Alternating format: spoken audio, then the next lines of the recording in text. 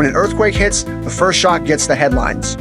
Buildings shake, people react, the world pays attention. But experienced engineers know something important. The real danger often comes afterward. Aftershocks are smaller quakes that follow a big one.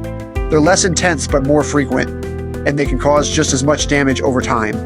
Markets behave exactly like this.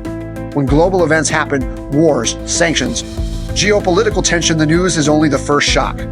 What affects businesses most are the aftershocks. After a major earthquake, the ground feels unstable. People hesitate to move. They wait, they watch. They want to know if another shock is coming. The market reacts the same way. Clients suddenly pause decisions. Deals slow down. Budgets get re-examined not because the business problem disappeared, but because uncertainty makes the ground feel unstable. Let's look at how this shows up in real sales conversation. You've been working a deal for weeks. The buyer understands the value, and your proposal is on the table. Then the news cycle changes. Markets react and the buyer says something like, given everything happening globally, we may need to wait before making a decision. Many sellers respond by pushing harder. They repeat their value. They defend the pricing. They try to convince the buyer that timing is still good. But during an aftershock, pressure rarely helps. Because the buyer isn't rejecting the solution, they're reacting to instability.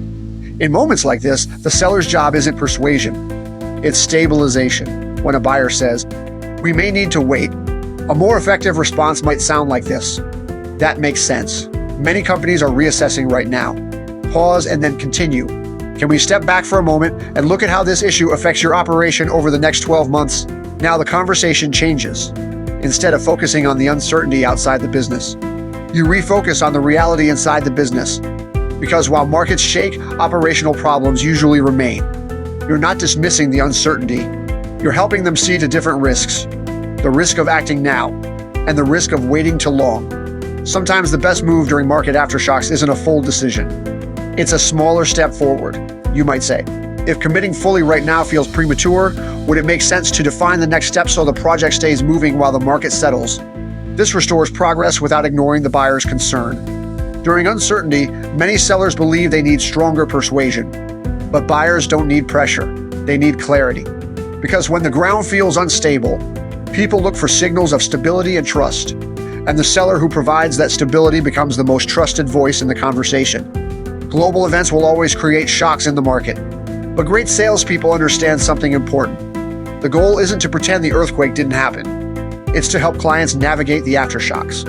Because when the ground feels unstable, the most valuable person in the room is the one who helps others stand steady. Change the lens, change the outcome.